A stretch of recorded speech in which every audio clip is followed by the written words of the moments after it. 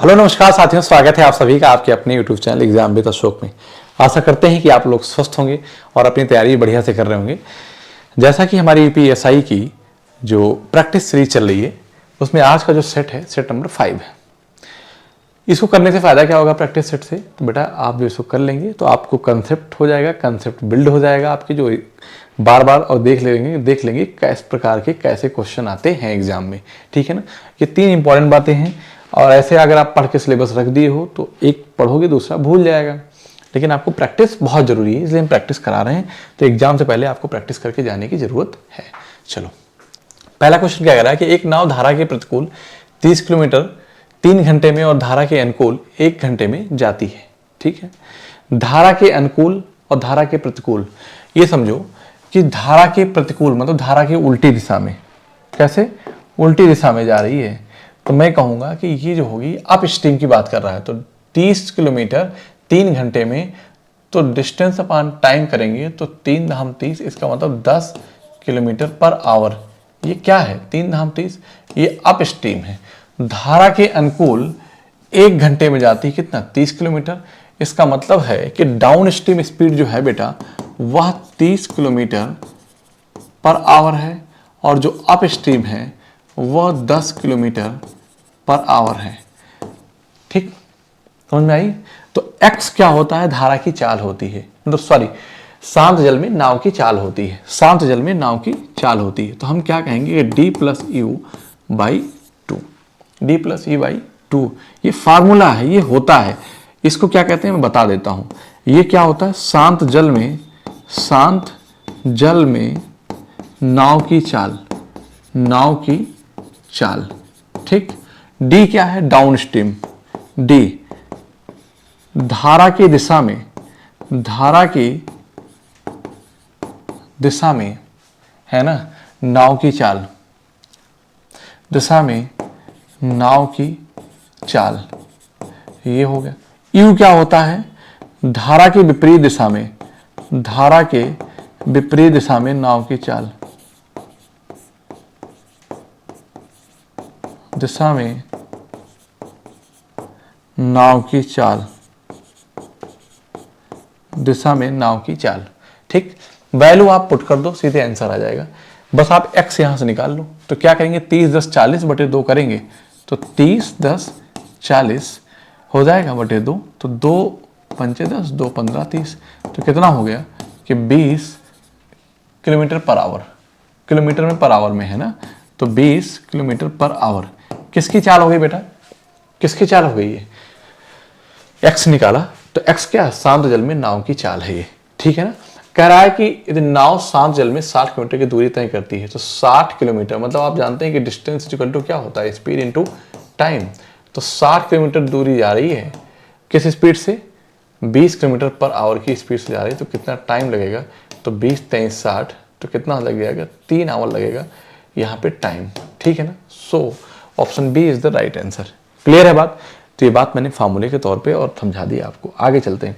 कह रहा है कि निम्न सारणी, ये टेबल के सवाल हैं, देखो कैसे देगा कि निम्न सारणी 6 गांव। सवाल देखने में बहुत बड़े लेंदी होते हैं पर सवाल में कुछ होता नहीं है, पूरा ध्यान से पढ़ लो, बस इसको पढ़ने की जरूरत है बहुत ध्यान से। निम्न सारणी 6 गांव PQRSTU 1 2 3 4 5 6 हाँ हुए पंचायत चुनाव में जानकारी देती है। इसको भी जाने दो। कह रहा है ये देखो, गांव आर के अवैध मतों का गांव यू के अवैध मतों से अनुपात ज्ञात कीजिए। तो आप ये कह रहा है कि गांव हैं, ये कितने हैं? PQRSTU गांव हैं। मतों की कुल संख्या सैकड़ों में, मतलब 50 × 100 5000 ऐसा कह रहा है। ठीक है ना, 50 मतलब 5000, फिर यहाँ पे कहोगे 6000, फिर 10000 ऐसे है। ठीक है ना, 50 60 100 80 60 40, ये किसमें? सैकड़े में। 100 से मल्टीप्लाई के बनाओगे। डाले गए मत कितने हैं? इतने हैं। ये सब वैध मत कितने हैं? 80, ये भी कितने परसेंट में है। तो आप यहीं पे अगर वैध और ऑब्लिक ऐसे कर लो, अगर आप कह दो कि अवैध मत कितने हैं, तो आपको पता है कि 80% वैध हैं, तो अवैध कितने हो जाएंगे बेटा? तो 20% हो जाएगा। यहाँ पे भी 20% हो जाएगा, यहाँ पे 35 हो जाएगा, यहाँ पे 30 हो जाएगा, यहाँ पे 10 हो जाएगा और यहाँ पे 40 हो जाएगा। ऐसा इसलिए क्योंकि उसने यहाँ पे देखो आर के अवैध मतों और यू के गांव यू के अवैध मतों की बात किया है। तो मैं कहता हूं कि मतों की संख्या कुल संख्या 50 है। ठीक है ना। 50 नहीं, सैकड़ों में है, मतलब 5000 है, 50 मानो बस, ठीक है ना।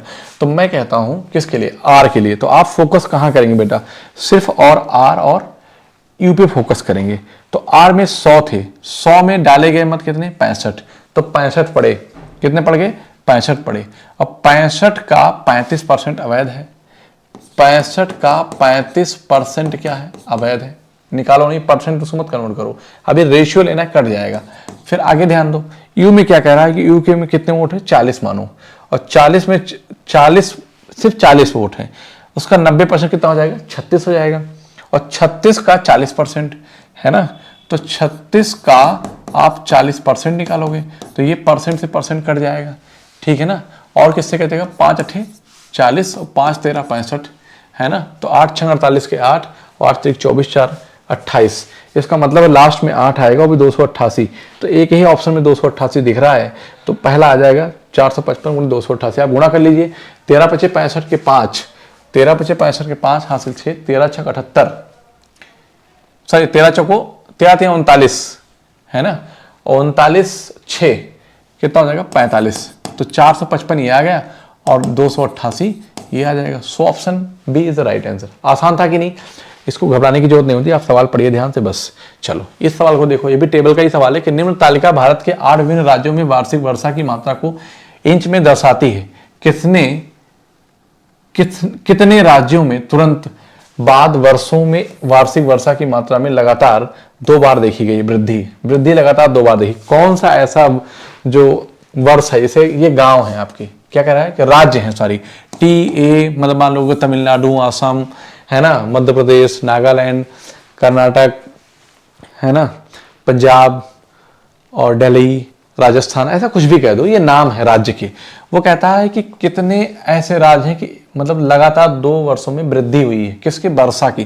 तो देखो 2015 में 80 है, ध्यान देना, 80 से 85 हुई, 85 से 86 हो गई, तो लगातार 2 वृद्धि हो गई है ना। फिर 84 से 80, फिर 81 82, तो ठीक है, मतलब कि 80 से 81, 81 से 82, मतलब यहाँ पे लगातार 2 बार वृद्धि हो रही, कौन से, टी राज्य में। तो आप यहाँ पे टी कर लो, मतलब इसमें हो रही है। ए में देखो 70 70 से 71, फिर कमी हो गई, 70 74 74 75, ठीक है ना।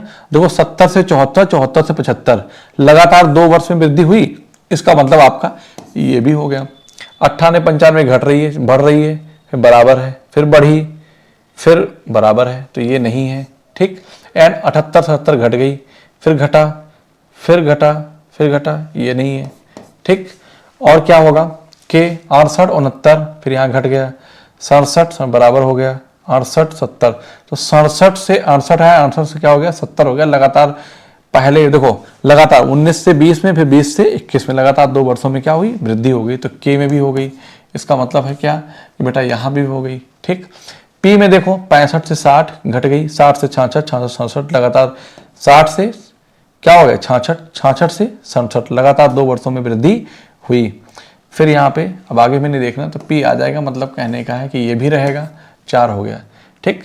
70 71 यहाँ बराबर, फिर कम हो गया, फिर 75 74 कम हो गया, तो ये नहीं रहेगा। आर देख लो, आर क्या है, 59 59 60 61, तो 60 61 भी नहीं है, 65 65 59 59 कितने हो गए भाई, 1 2 3 4, सारे चेक किया मैंने सही से, सारे देख लेना कहीं पे कोई दिक्कत ना हो। 1 2 3 4, आर में क्या 59 59 60 61 60, तो 60 से 61 हुआ, फिर घट गया, लगातार 2 बार वृद्धि देख रहा है, यहाँ घट रही है। 59 से 60, 60 से 61, अच्छा हो तो गया यहाँ पे, 59 से 60, 60 से 61, तो ये भी है। तो 1 2 3 4 5, ध्यान से देखने की जरूरत है।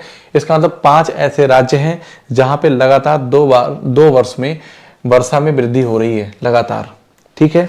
आगे चलते हैं, कह रहा है कि नीचे दिए गया वृत्त चित्र 6 विभिन्न फैक्ट्रियों के उत्पादन को दर्शाता है। ये फैक्ट्री है, ठीक है। हालांकि यहाँ पे मैं लिख दूंगा एक चीज, क्या कि ये यू लाइट है ना, डार्क वाला है, ये डार्क वाला ये यू है, ठीक है। नहीं दिख रहा है, रुक जाइए, इसके ऊपर कौन सा कलर लें भाई, हम ये वाला ले लें, ये क्या है, यू है, दिख रहा है यू, हाँ ठीक है।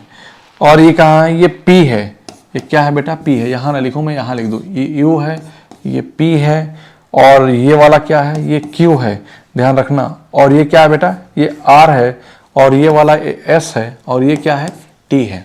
ठीक, 6 फैक्ट्रियों का कुल उत्पादन कितना है, 12,000 है। एक फैक्ट्री, विशिष्ट फैक्ट्री के उत्पादन को इन सभी 6 फैक्ट्रियों के कुल उत्पादन के प्रतिशत के रूप में दर्शाया गया है। ठीक है ना।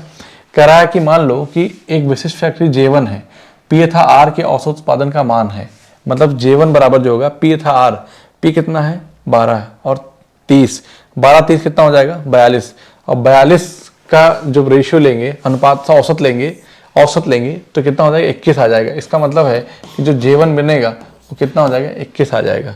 ठीक है। और फिर कह रहा है J2 Q तथा T, Q कितना 15 और 20 35, 35/2 कर देंगे, है ना। J2 जो होगा वो कितना हो जाएगा 35/2 हो जाएगा। बस यही अंतर निकालना है, का मान क्या होगा। तो आप क्या करो बेटा कि 21 माइनस 35/2 का डिफरेंस लोगे तो 21 गुना 42, तो 42 माइनस 35 बटे क्या हो जाएगा 2 हो जाएगा। ठीक है ना। कुल उत्पादन इतना है। ठीक है, कोई बात नहीं, वहां से वैल्यू हम निकाल लेंगे। ठीक है, तो 35 5 7 आ जाएगा। तो मतलब कितना हो गया कि 7/2, मतलब कहने का ये हो गया कि 3.5 हो गया। कितना हो गया 3.5 हो गया। 12 3 36 है ना, और 36 6 कितना होता है 42। इसका मतलब कितना हो जाएगा 420। यही तो है। कह रहा है कि J1 और J2 का मान क्या, ये सब वैल्यू किस में थी, परसेंट में दी गई थी। इसका मतलब है कि 3.5%, 12,000 का 3.5% कितना होगा जरा बताओ भाई। तो यही तो मैंने लिखा कि 12,000 का 3.5% जब निकालेंगे ना, तो एक इसको हटाएंगे तो आप देखिए 3 जीरो यहाँ से कट जाएगा। ठीक है ना, 3 जीरो यहाँ से कट जाएगा। तो 12 यहाँ पे 12 पंचे 60 के 0 हासिल 6 और 12 3 36 और 36 6 कितना होता है बेटा 42 होता है। So option A is the right answer. पर ये करने की जरूरत नहीं थी, ये करने की जरूरत नहीं थी। आगे चलते हैं। कह रहा है कि एक त्रिभुज की भुजाओं का अनुपात 1/3, 1/5, 1/6 है। यदि परिमाप 147 सेंटीमीटर है तो सबसे छोटी भुजा की लंबाई क्या होगी। आपको पता है कि मैं पहले कोई भी रेशियो फ्रैक्शन में नहीं होता, इंटीजर फॉर्म में होता है। तो 3 5 6 का क्या लेंगे, एलसीएम लेंगे। कितना आ जाएगा, तो आप कहेंगे एलसीएम जो आएगा 30 आएगा। 30 से पूरे इसमें गुणा करेंगे, 30 से पूरे इसमें गुणा करेंगे तो 3 दहम 30 और 5 6 30, 6 पंचे 30। सबसे छोटी जो भुजा होगी वो 5 का मल्टीपल बनेगी। सारे ऑप्शन है एक को छोड़कर, मतलब ये नहीं बन सकती। ठीक है ना। कह रहा है कि सबसे छोटी भुजा की लंबाई क्या है, तो 10 6 16 और 4 21, 21 की वैल्यू कितना है, तो 21 की वैल्यू 147 है। आप यहाँ पे देख लीजिए कि 21 की वैल्यू कितना है बेटा, तो आप कहेंगे 147 है। तो आपसे पूछा क्या है, सबसे छोटी भुजा की लंबाई बताओ क्या है, ये 5 है। तो 21 7 ये हो गया, तो 7 25 कितना हो जाएगा 35। सबसे छोटी भुजा की लंबाई जो है वो B is the right answer 35। Okay, clear है। आगे चलते हैं। कह रहा है कि 36 मीटर 18 मीटर और 9 मीटर ऊंचाई वाले, मतलब कि लंबाई चौड़ाई और ऊंचाई वाले एक घनाभ को पिघलाकर एक घन पर बदल दिया जाता है। तो घन के विकर्ण की लंबाई क्या होगी। इसका मतलब ये है कि जब पहले घनाभ था उसको घन में बदल दिया गया पिघलाकर, दोनों के आयतन सेम होंगे। तो मैं कहूँगा कि LBH, तो मेरी बात ध्यान सुनो, घनाभ का आयतन बराबर घन का आयतन। तो घनाभ का जो आयतन होगा वो 36 गुणे कितना बनेगा, इधर लिख देता हूँ। तो घन का आयतन, जो घन का आयतन बराबर जो हो जाएगा वो 36 गुणे 18 गुणे का 9, किसमें मीटर है तो मीटर क्यूब हो जाएगा, कोई दिक्कत नहीं है।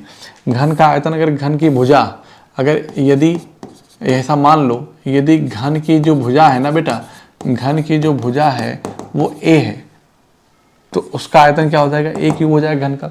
तो a क्यूब की वैल्यू ये हो गई। अब मैं क्या करूँगा, इसको, ये 9 है ना, तो a क्यूब तो 36 गुना 72 दूना 144। ठीक है, कोई बात नहीं। तो इसको मैं क्या करूँगा, यहाँ पे ऐसे लिखा रहने दूंगा।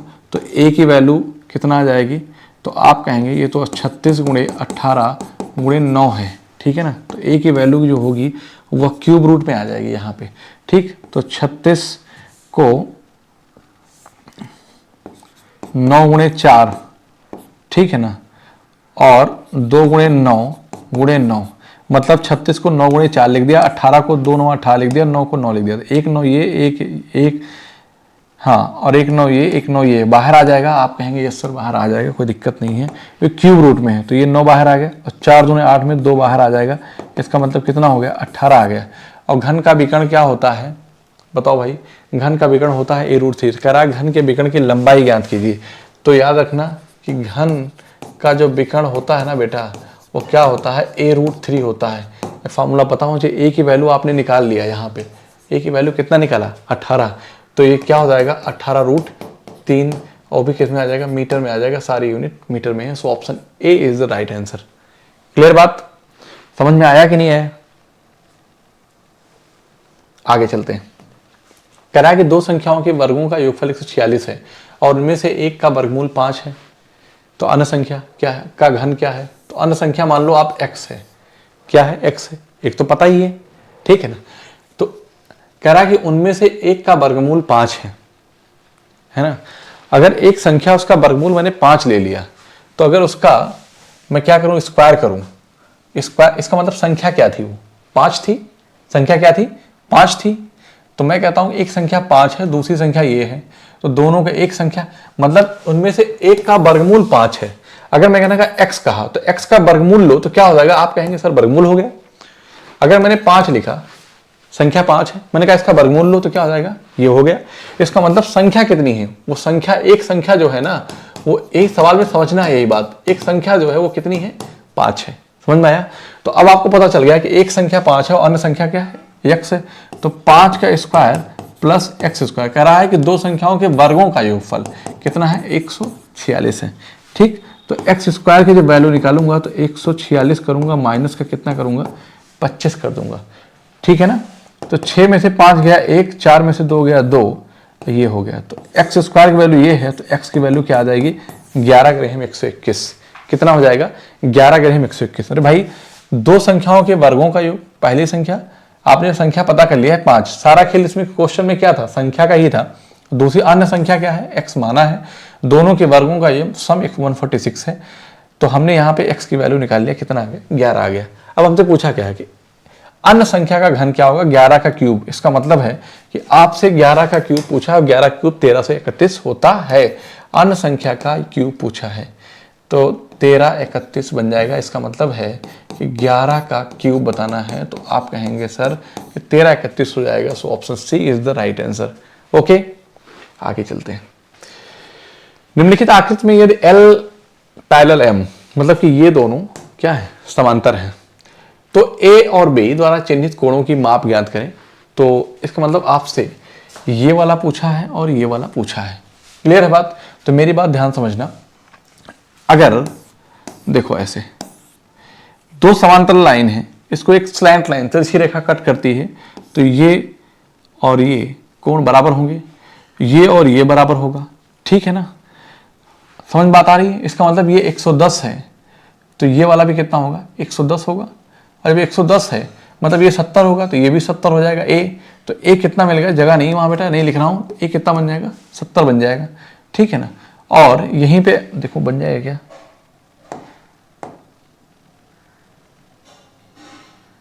नहीं है, चलो ए कितना है, 70 है,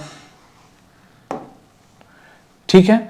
अब ये 70 है ना, तो आपको पता है कि ये अगर ये 70 हो गया, ये 70 हो गया, त्रिभुज के तीनों कोणों का सम निकालना होगा मुझे। तो 7 4 11 110 है ना, क्या है 110। तो चूंकि ये एक त्रिभुज है, क्या है बेटा, एक त्रिभुज है, और त्रिभुज की एक बाह्य कोण है, तो बी भी क्या होगा, 110 बन जाएगा। बी क्या होगा, इन दोनों का सम हो जाएगा, ठीक है। या आप ऐसा कह दो कि अगर भाई ये वाला 40 है, ये 70 है, तो आपको पता है कि 70 40 110, ये कितना बनेगा, ये कितना हो जाएगा, 70 बनेगा। और जब 70 बनेगा तो क्या बनेगा, 110 बन जाएगा। क्यों, क्योंकि सीधी रेखा में 180 डिग्री का कोण बनता है। नहीं दिख रहा है तो ये देखो यहाँ पे ये 70 है, ठीक है ना। दो समांतर लाइन, देखो मैं बता देता हूँ कि 110 है, ये यहाँ से देखो 110 है, तो आपको पता है कि 110 सीधी रेखा पे कितना बनता है, 180 बनता है। तो ये कितना बनेगा, और हाँ ठीक है, अच्छा ऐसे ना लेकर ऐसे कर दूं मैं, थोड़ा सा और ज़्यादा समझ में आ जाएगा। ये 110 है, तो ये क्या होगा, 110 होगा। ये दोनों कैसे हैं, एकांतर कोण है। आप कहेंगे यस सर एकांतर कोण है, तो ये भी कितना होगा, 110 होगा। हमसे ये पूछा है, ए वाला यही है, तो 110 सीधी रेखा कितना बनता है, तो आप कहेंगे 180 बनता है, तो ये कितना बन जाएगा, 70 बन जाएगा। यही बात मैंने यहाँ बताई है आपको। अब ये ऐसे बना है, ऐसे है मान लो, ठीक है ना। ये कोण दिया है 40 है, और ये पता 70 है, ये पता है क्या है, ये 70 है। चलो ये कितना है, ये 70 है, ये 40 है, तो आपको पता है कि ये एक त्रिभुज है, इसकी बाह्य कोण है, इन दोनों का सम ही तो बनेगा, 110 आ जाएगा। तो 70 और 110 हो गया। कहाँ पे है भाई? आप कहेंगे yes, option C is the right answer. Clear है बात? यहां तक कोई दिक्कत तो नहीं किसी को? आगे चलते हैं। समांतर श्रेणी के पहले 11 पदों का योग यदि चौथा पद 11 और सातवां पद -4 है, ठीक है ना।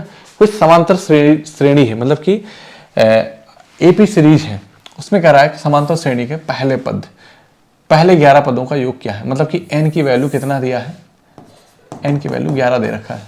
यदि चौथा पद, मतलब कि जो फोर्थ टर्म है बेटा, चौथा पद जो है वो कितना है, वो 11 है, और सातवां पद सेवंथ जो टर्म है वो कितना है, -4 है। तो कितना हो गया ये? 4 3 7, 3 है गैप का।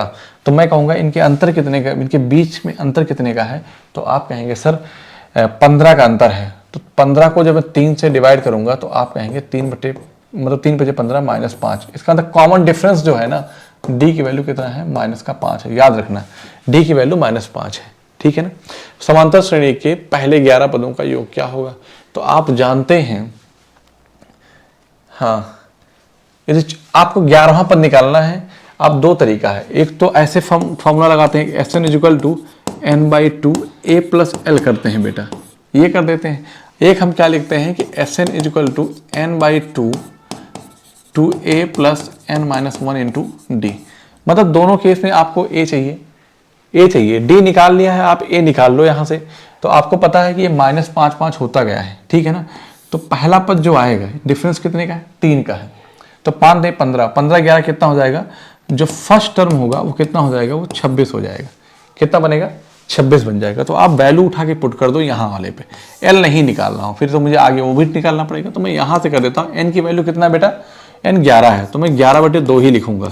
2a, ये कितना, 26 दूना 52 प्लस 11 - 1 क्या हो जाएगा, 10, और डी की वैल्यू कितना है, -5 है। तो यहाँ पे इसको बना देगा -50 हो जाएगा, -50 हो जाएगा, ठीक है ना। 2 हो जाएगा, तो 11/2, और यहाँ पे 52 और 50 का डिफरेंस जो होगा 2 होगा, कट जाएगा। तो कितना आ गया, 11 आ गया। So option C is the right answer. Okay, C is the right answer. मतलब कहने का है कि बस आप दो फार्मूला मैंने बताया था, या तो आप लास्ट टर्म निकालते, लेकिन दोनों केस में मुझे पहला टर्म निकालना था, तो कोई बहुत ज्यादा बड़ी वैल्यू थी नहीं, तो मैंने सीधे डायरेक्ट रख दिया और यहां से आंसर निकाल लिया। आगे चलते हैं। समांतर श्रेणी का 7वां और 12वां पद क्रमशः -15 और 5 है, तो 16वां पद क्या है ना। ध्यान दो, इसको भी समझो। समांतर श्रेणी का 7वां और 12वां, अगर आप कहते हैं कि 7th और 12th टर्म, 7वां -15 है और 12वां पद जो है वो 5 है, ठीक है। 16वां पद क्या है, आपसे ये पूछा है, 16वां पद पूछा है।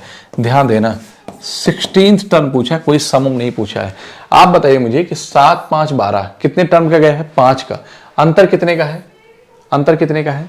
तो आप कहेंगे कि सर अंतर जो है ना वो 4 4 का आ रहा है, मतलब कि 15 और 5, -15 और 5 का डिफरेंस कितना हो जाएगा, 20 हो जाएगा। कितना होगा, 20, और यहाँ पे कितना गैप है, 7 5 12, तो 5 4, मतलब कि कॉमन डिफरेंस 4 4 का, मतलब +4 4 ऐड होते जा रहा है। तो यहाँ पे कितने का डिफरेंस है, यहाँ पे कितने का डिफरेंस? अरे भाई माइनस था, मान लो कितना हो गया, देखो मेरी बात समझो कैसे। यहाँ पे डिफरेंस कितने का था, 7 5 12, 5 4 20। अगर आप -15 में प्लस का 20 जोड़ो, प्लस, तो कितना हो जाएगा, -5 आएगा, मतलब कि 5 आएगा कि नहीं आएगा? तो यही बात तो है। इसका मतलब है कि 12 और 16 के बीच में कितने हैं, 4 हैं, है ना, और a की वैल्यू 4 है। तो यहाँ पे क्या करोगे आप, प्लस का 16 ऐड करोगे, तो 16 5 कितना हो जाएगा, 21। इसका मतलब जो 16 टर्म होगा उसकी वैल्यू क्या आ जाएगी, 16 आ जाएगी। सॉरी, 16वां जो पद होगा उसकी वैल्यू जो आएगी 621 आ जाएगी, ठीक है। आगे चलता हूँ। कह रहा है कि 7 पुस्तकों को इस प्रकार व्यवस्थित किया जाना है कि 2 विशेष पुस्तकें प्रथम और अंतिम स्थान पर रहेंगी, व्यवस्थाओं की कुल संख्या कितनी है? तो इसका मतलब ये है कि बहुत आसान सवाल है। आप देखिए, ये है, तो 1 2 3 5 हो गया, ठीक है। मतलब इसमें 7 पुस्तकें हैं, तो 1 2 3 4 5 6 7। आप पहले और लास्ट वाले में तो कुछ नहीं कर सकते, यहाँ पे 2 फिक्स हैं, तो बची 7 में से आपने 2 रख दिया, तो बची कितनी, 5। इन्हीं की 5 की ही व्यवस्थाएं आपको पूछा, मतलब 7 तो बेकार की बात कर दिया। उसने क्या कहा कि 7 पुस्तकों को इस प्रकार व्यवस्थित किया जाना है कि 2 विशेष पुस्तकें प्रथम और अंतिम स्थान पर रहेंगी। ठीक है, तो 2 हट गई हैं, अब उनके कोई चेंज नहीं हो तो उनकी जगह फिक्स ही है। तो 7 में से मेरे पास बची कितनी, 5। इन्हीं 5 को हमें व्यवस्थाओं में रखना है। तो मैं कहता हूं 5 यहां कितने के रखने के तरीके, मैं कहता हूं बुक का जो नेम है ना, मान लो बुक है ABCDE, मेरे पास 5 बुक हैं। आप कहते हैं कि 10 लोग बैठे हैं, कोई कहता है A रखो, कोई कहता B रखो, कोई कहता C, कोई कहता D, कोई कहता E। या तो इस जगह पे रखने की कितनी प्रकार की व्यवस्थाएं हैं, तो आप कहेंगे सर यहां पे हम बुक को 5 तरीके से रख सकते हैं। एक बुक आपने रख दिया, सपोज दैट D रख दिया, अब बची आपके पास 4 बुक, तो 4 तरीके होंगे रखने के, मतलब 4 तरीके से आप रख सकते हैं। फिर आपने मान लो B रख दिया, तो यहां पे बची कितनी आपके पास, 1 2 3, तो आप यहां पे 3 रख सकते हैं। फिर कितनी बची आपके पास, मान लो आपने C बैठा दिया, तो बचा AB, तो यहाँ पे 2 तरीके से रख सकते हैं, उसके बाद 1, तो 5 और 20 7 दूना 120। 120 तरीकों से व्यवस्थित किया है। व्यवस्थाओं की कुल संख्या कितनी होगी, 120। बताओ समझ में आया कि नहीं आया, क्लियर है बात। आगे चलते हैं। कह रहा है एक नारंगी बैग में 4 हरे गेंदे, 4 लाल गेंदे, 4 पीली गेंदे और 4 गुलाबी गेंदे हैं। यदि 2 गेंदों को बैग से यादृच्छिक रूप से निकाला जाता है तो क्या प्रायिकता है कि दोनों गेंदें एक ही रंग की हो सकती हैं। आपने 4, देखो नारंगी बैग में 4, एक नारंगी बैग में 4 हरे रंग की गेंदें है ना, लाल गेंदें, 4 पीली गेंदें और 4 गुलाबी गेंदें हैं। ये 2 गेंदों को बैग से यादृच्छिक रूप से निकाला जाता है। मान लो बैग में डाला और 2 गेंद एक साथ आपने निकाला है ना, तो आपको पता है कि 4 ही हरी गेंद हैं, तो 4 में से आपको 2 ही एक बार आएंगे, तो इसका मतलब है कि 4C2। और ऐसा किसके लिए, हरे के लिए है, लाल के लिए है और पीली के लिए रहेगा। तो 4C2 और 4C2, ठीक है ना, 4C2। लेकिन टोटल कितनी है, तो आप कहेंगे 12, और 12 में से कितना बनाना है, तो आप कहेंगे इन्हीं 2 को एक कलर में निकालने की बात वो कर रहा है। और आप जानते हैं कि NCR का जो फॉर्मूला होता है फैक्टोरियल N अपान फैक्टोरियल R इंटू N-R का फैक्टोरियल, ठीक है ना। तो 4C2 की बात अगर मैं करूंगा तो यहाँ पे ये सेम है, तो मैं इसको मैं लिख दूंगा 3 गुणे 4C2 अपान 12C2। तो आप 3 को तो ऐसे ही किए रहेंगे, और 4C2 लिखा है तो फैक्टोरियल 4 लिख देंगे, और ये R की वैल्यू 2 है तो 2 ही रहेगा, और यहाँ पे 4 - 2 करेंगे तो 2 आ जाएगा, ठीक है ना। तो आप इसको भी मैं ऐसा लिखना चाहूँ यहाँ पे, तो 4 ना लिखकर मैं क्या लिख दूँ, 4 गुणे 3 गुणे 2 ऐसा लिख दूँ, तो ये कट जाएगा, ऊपर क्या आएगा, 6 आ जाएगा, ध्यान देना। और यहाँ पे क्या लिखूंगा कि ये 12 रहेगा फैक्टोरियल, ठीक है ना, फैक्टोरियल 12, तो ये तो रहेगा ही रहेगा, ठीक है। फैक्टोरियल N अपान फैक्टोरियल R इंटू N-R, तो फैक्टोरियल 12 रहेगा अपान, ध्यान देना, अपान N-R, मतलब कि 2 रहेगा, फैक्टोरियल 2, तो 2 ही रहेगा, लिखने की जरूरत नहीं है। और यहाँ फैक्टोरियल 10 आ जाएगा, फैक्टोरियल 10 आ जाएगा। तो मैं क्या करूँगा बेटा, यहीं पे जो फैक्टोरियल लिखा है ना, ये 12 को 11 लिखूंगा और गुणे फैक्टोरियल 10 लिख दूंगा, तो ये क्या हो जाएगा, ये इससे कैंसिल हो जाएगा, ठीक है ना। ये क्या होगा, इससे कैंसिल हो जाएगा। तो 2 तिहाई 6, 3 गुणे 6 बटे आप कह सकते हो कि ये कितना बनेगा, 2 छंग 12 है ना, तो 6 गुणे 11, तो 6 से 6 कैंसिल हो जाएगा, तो क्या हो जाएगा, 3/11 आ जाएगा। मतलब आपको फार्मूला पता होना चाहिए, सवाल आप बना पाएंगे। So option D is the right answer, okay. मतलब 4 में से 2 को क्या करना है, संभावना है कि लाल हो सकती है 4 में से, तो ऐसे सब में है ना 4 गेंदे हैं, टोटल कितनी, 12 में से 2, ठीक है ना। आगे चलते हैं कि मेट्रोलॉजी शब्द के सभी अक्षरों का उपयोग करके कितने अलग अलग शब्द बनाए जा सकते हैं। अलग अलग मतलब कितने तरीके से इसको अरेंज किया जा सकता है। तो आपको ये पता है कि पहले गिनो के शब्द कितने हैं, 1 2 3 4 5 6 7 8 9। तो आपको पता है कि 9 तरीके से फैक्टोरियल 9 हो जाएगा, पहले याद रखना फैक्टोरियल 9। लेकिन देखो कोई शब्द रिपीट कर रहा है क्या, यस 2, वो 2 बार आया, तो फैक्टोरियल 2 से डिवाइड कर दो। तो मैं कहूँगा कि 9 गुणे 8, अभी समझाता हूँ आपको और अच्छे से, 9 गुणे 8 गुणे 7 गुणे 6 गुणे 5 गुणे 4 गुणे 3 गुणे 2, और ये क्या हो जाएगा, इससे कट जाएगा। तो मैं कहूँगा कि 9 × 72 के 2, अब सब जगह एक ही है तो आपको गुणा करना पड़ जाएगा, ठीक है ना, आपको गुणा करना पड़ जाएगा। तो एक अंदाज़ा लगाओगे, चलो ठीक है, 4 तें 12 पंचे 60 और 6 चौक 60 और 6 से 42 तो 9 8 72, 4 तें 12 पंचे 60, 6 चौक 36, 360 गुणे 7, 7 दुनाई, मैं इसको किससे गुणा करूं मैं, अच्छा यहाँ पे क्या आ गया 9, वैसे भी देख लो 9 का मल्टीपल होगा, बात खत्म है ना। तो 8 1 9 4 4 8 1 9, 8 1 9 4 4 8 1 9, ये वाला नहीं है, 4 4 8 1 9 ये नहीं है, 5 4 9 और 4 2 6 ये भी नहीं है, 4 4 8 1 9 ये भी नहीं है, तो मतलब ये भी नहीं, ये भी नहीं है, तो यही एक ऑप्शन है, 4 8 1 9 4 4 8 1 9, ये भी नहीं है। So option C is the right answer. क्या जरूरत मुझे सारा गुणा करने की, गुणा ही नहीं करूंगा। याद रखना कि कैसे करते हैं, जैसे देखो मेट्रोलॉजी शब्द में कितने शब्द थे, 9 शब्द थे, ठीक है ना, कितने थे, 9 शब्द थे। तो 1 2 3 4 5 6 7 8 और ये मैंने कह दिया 9 हो गए, सपोज दैट, ठीक है। अक्षरों को उपयोग करके कितने अलग अलग शब्द बनाए जा सकते हैं, आपको पता है कि 2 शब्द क्या है, एक ही जैसे हैं, ठीक है ना।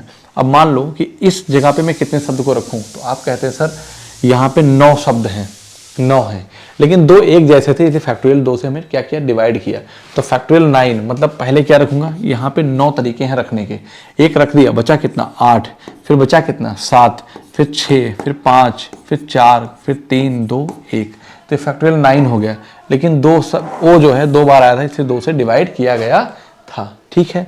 आगे चलते हैं, गुणोत्तर श्रेणी जीपी, गुणोत्तर श्रेणी जीपी का योगफल ज्ञात करें। गुणोत्तर श्रेणी में हम क्या जानते हैं कि 2 चीजें होती हैं, कि जो कॉमन डिफरेंस है आर, है ना, कॉमन डिफरेंस नहीं कहेंगे, कि ये कह सकता हूं कि जो एस एन होता है गुणोत्तर श्रेणी का, a इंटू 1 माइनस आर की power n upon 1 minus R होता है, कब, जब हमारा 1 जो है, जो r है ना, जो r है वो लेस देन 1 हो तो, है ना, नहीं तो क्या होता है, ए आर की power n minus 1 upon R minus 1 होता है। अगर एस एन इजिकल टू क्या होता है, ए आर की power n minus 1 upon R minus 1, कब, जब r ग्रेटर देन 1। तो आप पहले चेक करोगे कि यहाँ पे ये सेकेंड टर्म है, तो 1 अपॉन 9 है ना, a2 अपॉन a1 1 अपॉन 3 करेंगे, 3 ऊपर जाएगा तो क्या आ जाएगा, 1 अपॉन 3 आ जाएगा, 3 3 जा 9 है ना, तो 1 अपॉन 3 आएगा। इसका मतलब r की वैल्यू क्या आ गई, वो किससे छोटी हो गई, वो 1 से छोटी हो गई। ये वाला फॉर्मूला लगेगा, तो a कितना है जरा बताओ, a की वैल्यू 1 अपॉन 3 है, और भी आपने निकाल लिया 1/3, और चाहिए क्या, कुछ यही तो नहीं चाहिए, यही तो चाहिए मुझे। तो मैं कहूँगा a की वैल्यू कितना है, 1 अपॉन 3, 1 माइनस 1 अपॉन 3 के 1 अपॉन 3 की पावर n, है ना, 1 अपॉन 3 की पावर n और अपॉन 1 माइनस 1/3, तो ये कितना हो जाएगा, यहाँ पे 3 1 3 माइनस 1 2 हो जाएगा, 2/3, 2/3, इस 3 से ये 3 कैंसिल हो जाएगा, इसका मतलब नीचे क्या आ जाएगा, 1/2 आ जाएगा, इस 3 से ये 3 कैंसिल हो जाएगा, इधर जाएगा, तो ठीक है ना, 3 माइनस 1 गया 2/3। तो कहो तो मैं लिख दूँ एक स्टेप, क्या लिख देता हूँ, चलो ठीक है। तो ये 1 अपान, देखो ऐसे आ जाएगा, ऊपर तो 1 माइनस, क्योंकि इसी फॉर्म में लिखा है 1 माइनस 1 अपान 3 की पावर n के ही फॉर्म में लिखा है ना, ये 3 नीचे आ जाएगा, और क्या होगा, 3 माइनस 1 क्या हो जाएगा बेटा, 2 आ जाएगा, इस 2 लिखूंगा और 3 कहाँ जाएगा, ऊपर जाएगा, ये 3 से 3 कैंसिल हो जाएगा। तो इसका मतलब क्या हुआ, इसका मतलब ये हो गया कि 1/2 1 माइनस 1 अपान 3 की पावर n है क्या, 1/2 कहाँ है, यहाँ है, 1 माइनस 1 अपान 3 की power n। So option C is the right answer. Okay, clear है बात, आगे चलते हैं। कह रहा है कि दिए गए समीकरण में x का उच्चतम मान कितना होगा। तो आपको पता है कि 5x1 लिखा है, 6y8 लिखा है और 3z3। कह रहा है इन तीनों को जोड़ने पर 1472 आता है। तो 8 3 11 1 12 के 2 हासिल, ठीक है, कोई बात नहीं। 6 4 10 5 6 3 9 5 14 ये भी आ गया। इसका मतलब ये है कि मैक्सिमम मान ऑप्शन से क्या हो सकता है, आप ये कहेंगे कि x और y का जो, सॉरी किसका पूछा है, x का उच्चतम मान क्या हो सकता है, तो x का उच्चतम मान जो होगा वो बेटा 6 हो सकता है। इसका मतलब y और z क्या है, y equal to z equal to 0 है। आप कहेंगे सर 0 क्यों बोला, क्योंकि 8 3 11 1 12, 12 के 2 हासिल 1, क्या 1, तो 6 अगर x 6 है तो 6 1 7 और y 0 है, तो बन गया कि नहीं बन गया, 7 आया कि नहीं बना। इसका मतलब x और y हमें हर हालत में 0 लेना पड़ेगा, x की वैल्यू मैक्सिमम 6 लेना पड़ेगा। So option C is the right answer. ठीक है ना, ये सवाल सीटेट में पूछा जाता है, सीटेट भी ऐसे सवाल पूछे जाते हैं, लेकिन प्रैक्टिस की जरूरत होती नहीं, तो दिमाग नहीं तुरंत काम करता है। प्रैक्टिस बहुत जरूरी है, पेपर से पहले करके जाना। चलिए, x वह सबसे बड़ी संख्या है जिससे 397, 435 और 541 को भाग देने पर 6, 10 और 15 शेषफल प्राप्त होते हैं। 3x + 4 का मान ज्ञात कीजिए। ठीक है ना, इसका मतलब ये है कि जो संख्याएं हैं कि 397, 435 और 541 में से अगर मैं 6 घटा दूं, यहां से मैं 10 घटा दूं, यहां से मैं 15 घटा दूं, तो आप देखिएगा ये कितना हो जाएगा, 391 हो जाएगा, और ये क्या हो जाएगा, 425 हो जाएगा, और ये 11 में से 5 गया तो 6, और 3 में से गया 2, 526 हो जाएगा। इन सब में मतलब ये 3 संख्याएं हैं, इन तीनों संख्याओं में आप इनका एचसीएफ निकाल दो, बस एचसीएफ निकाल दो। तो आप डिफरेंस मेथड से निकालेंगे तो यहाँ पे इनके बीच अंतर कम है, 25 और 9 कितना बनेगा, 30 4 34, कितना बनेगा 34। 34 के पहाड़ में कभी 1 नहीं आएगा, तो मैं कहूँगा इसके फैक्टर कर लो, 2 गुणे कितना हो जाएगा, 17 हो जाएगा, 2 गुणे 17 हो जाएगा ना। तो आप देखिए 17 से कटेगा, 17 दूना 34, 5 17 51, 17 दूना 34, 6 2 8, 17 5 85, 17 दूना 34 और 17 51, 1 17, हाँ 51 और 1 52, 26, 6 5 11, 541 ही है ना। 17 51, 1 52, ये तो 17 से नहीं कट रहा है, कटना चाहिए। 526, 15 ही तो है, 541, 541 माइनस 17 करूंगा 15, माइनस का 15 करूंगा बेटा, तो ये जोड़ लो, 6 5 11 के 1 हासिल 1, और 2 1 3 1 4 और 5 26, 17 51। ठीक है, फिलहाल इससे कुछ ज़्यादा नहीं होगा, कहीं 19 नंबर में कुछ प्रॉब्लम है। 51 इन पे 7 होना चाहिए था ना, यहाँ पे क्या होना चाहिए, 7 होना चाहिए था, तब कर सकता था 51 1 52 17 हो जाएगा। कब होगा, जब इसको मैं 541 से 542 कर दूं बेटा, क्या कर दूं, 542 कर दूं, तब बन जाएगा। ठीक है ना, 12 में से 5 गया 7, 3 में से 1 गया 2, 5, अब कट जाएगा। तो मैं कहूँगा कि जो नंबर है वो x जो संख्या है ना, यही एचसीएफ हो गया 17। मैं कहता हूँ कि वही बड़ा से बड़ा नंबर x, कह रहा है कि x वह बड़ा से बड़ी संख्या कौन सी है, तो आप कहेंगे सर 17 है, जिसको 397 में भाग करोगे तो 6 आएगा, 435 भाग करोगे 10 आएगा, और इसको 41 नहीं, इसको लिखा जाएगा बेटा 42, कितना 42 लिखोगे तो 15 आएगा। ठीक है, तो हमसे पूछा 3x + 4 का, तो 17 क्या, इसीलिए मैंने कहा था कि 3 गुणे 17 + 4, 17 51, 4 क्या हो जाएगा 55। आगे पीछे अगर कुछ भी रहेगा तो अगर इसमें नंबर चेंज होगा, इतना छोटा नंबर चेंज होने वाला नहीं है, तो मैं यहाँ पे कहूँगा कि so option B is the right answer. Okay, B is the right answer. आगे चलते हैं, कह रहा है कि खेलों में भारत द्वारा जीते गए स्वर्ण पदकों और रजत पदकों की कुल संख्या 85 है। भारत द्वारा जीते गए रजत पदकों की संख्या और स्वर्ण पदकों की संख्या के बीच निम्नलिखित में से कौन सा अनुपात हो सकता है, तो 3 2 5 ये हो सकता है, 8 5 13 नहीं, 12 5 17 हो सकता है, 13 12 9 8 17 5 85। इसका मतलब यहाँ पे बेटा ना, यहाँ पे भी गलत लिख गया है, यहाँ होना चाहिए कि अनुपात नहीं हो सकता है, अनुपात नहीं हो सकता है। तो मेरी बात ध्यान से सुनो, मेरी बात ध्यान से सुनो, वो कह रहा है कि खेलों में भारत द्वारा जीते गए स्वर्ण पदक और रजत पदकों की कुल संख्या कितना है, 85 है। तो किस अनुपात में बांटा जा सकता है, हो सकता है कि जो स्वर्ण और रजत है ना, उनको हो सकता है 2:3 में बांट सकते हो, 2 3 5 का मल्टीपल 50, 5 का मल्टीपल 85 है। ठीक है ना, 9 8 17 है ना, तो 9 8 17, 17 का मल्टीपल भी 85 है। 13 12 25, 25 पाने पे 85 आता है क्या, कभी नहीं आता, तो यही आपका ऑप्शन हो जाएगा। ठीक, 12 5 17 85 बन जाएगा। तो आपसे जो पूछा गया है ना यहाँ पे, ये कौन सा अनुपात नहीं हो सकता, तो 12:13 नहीं हो सकता। क्लियर है बात? आगे चलते हैं।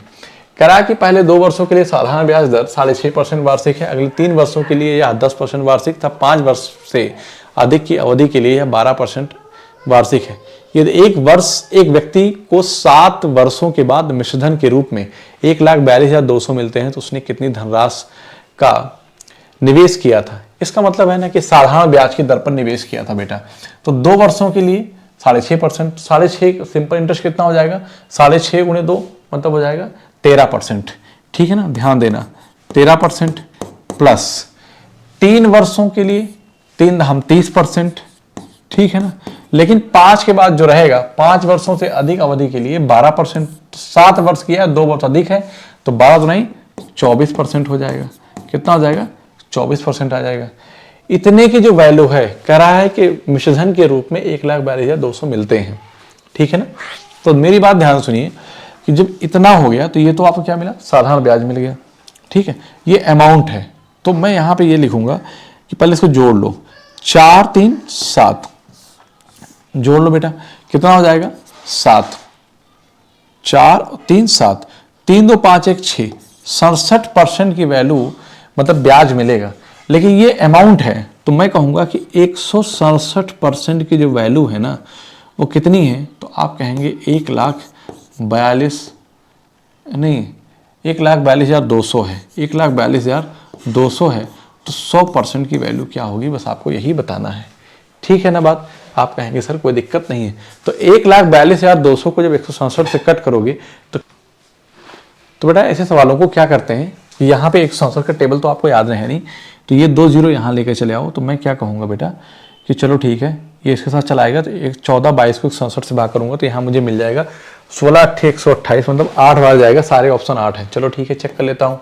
तो 14/22 को जब मैं 167 से भाग करूँगा तो कितनी बार, 8 बार। 16/8 कितना, 128, 1280 और 8 से 56 कितना हो जाएगा 6 और 8 5 13 के 3 और 2 1 3 13 36, यही तो होगा। 8 से 56 के 6 और 8 48 है ना, 48 2 50 3 53 के 3 हासिल 5, 8 1 8 5 13 13 36, 12 में से 6 गया 6, 11 में से 3 गया तो 8। ठीक, बस कुछ नहीं बचा, 86 हो गया। दशमलव लगाएंगे, 0 बार जाएंगे तो 5 जाएगा, तो मतलब 8 5, या तो ऑप्शन ये बनेगा बेटा या तो ऑप्शन ये बनेगा। चेक कर लेता हूँ एक बार और, एक स्टेप, क्योंकि 5 के बाद यहाँ 4 है, यहाँ 1 है, 2 बार आ गया है तो करना पड़ेगा इतना। ठीक है ना, तो मैं क्या करूँगा, अब कितनी बार जाएगा, 16 पंचे 80 है ना, तो 5 बार लेके गया तो 16 पंचे 835, कितना हो गया बेटा 835, 35 5 40, कितना बचा 25, एक बार जाएगा, मतलब कि एक बार जाएगा। तो 8 से 51 मतलब option A is the right answer. इधर 1000 मल्टीप्लाई में है, ये 100 और 2 जीरो आएगा, 10,000 मल्टीप्लाई में मतलब आपका आएगा यही 85,150 रुपये। उसने क्या किया था, मैंने यहाँ से निकाल लिया 8.51 और अभी 10,000 से मल्टीप्लाई करोगे ना इधर बेटा, तो यही आपका आंसर आ जाएगा। ठीक है बात, आगे चलते हैं। पूरा नहीं करने की जरूरत होती, पूरा करोगे तो बहुत टाइम वेस्ट हो जाएगा। नंबर देख रहे हो कैसा आया है, ये सवाल में दम था क्या, कुछ तो नहीं था, देखने से कितना इजी लग रहा था, लेकिन नंबर यहाँ पे आपको फंसा दिया, इतना करना पड़ेगा थोड़ा सा। चलो आगे चलते हैं। एक साइकिल चालक एक समान चाल से 40 किलोमीटर की दूरी तय करता है। साइकिल चालक इस दूरी को सामान्य समय से 2 घंटे कम समय में तय करना चाहता है, इसलिए वो अपनी चाल को 10 किलोमीटर प्रति घंटा बढ़ा देता है। तो साइकिल चालक ने यात्रा किस चाल से आरंभ की थी। मैं कहता हूं कि 40 किलोमीटर जाता था, अगर मान लीजिए कि सामान्य चाल उसकी x थी, लेकिन वही 40 किलोमीटर की दूरी वो x + 10 से जाता है, तो डिफरेंस कितने का आ रहा है बेटा, वो 2 घंटे का डिफरेंस आ रहा है। तो आप वही पूछा है कि साइकिल चालक ने यात्रा किस चाल से आरंभ की थी, तो आप इसका मतलब आंसर वही कोई है, और हमने यही माना है यक्स को यही माना है कि उसकी साइकिल जो चालक है ना उसके समान चाल थे, मतलब एक्स चाल से उसने चला शुरू किया था वो 40 किलोमीटर की दूरी तय करने के लिए, लेकिन उसके मन में आया कि अपनी चाल हम 10 किलोमीटर बढ़ा दें तो मुझे 2 घंटे क्या लगेंगे, कम लगेंगे। ठीक है ना, तो यहाँ पे वैल्यू पुट कर दो एक्स की, और देखो LHS RHS सेटिस्फाई कर रहा है, तो 40 से तो होगा नहीं, माइनस आ जाएगा। 30 नंबर हो जाएगा तो 30 10 40, यहाँ में भी 1 हो जाएगा और 3/4 मतलब 3 आ जाएगा, पॉइंट में आ जाएगा। 35 से होगी नहीं बात, 10 रखता हूँ तो 40/10 करूँगा तो 40/10 माइनस 40/20 तो 10 चौक 40, 20 दूना 40, डिफरेंस कितना आ गया, 2 आ गया, 2 घंटे का है। So option D is the right answer. ये बेटा हिट एंड ट्रायल से मैंने आसानी से कर लिया, मतलब एक लाइन में सवाल खत्म हो गया। तो बेटा आज यहीं तक रखते हैं, मिलते हैं आपसे अगली क्लास में। तब तक के लिए आप सभी को जय हिंद, और अच्छा लगा होगा तो दोस्तों में शेयर करना और चैनल को सब्सक्राइब करें। Thank you so much.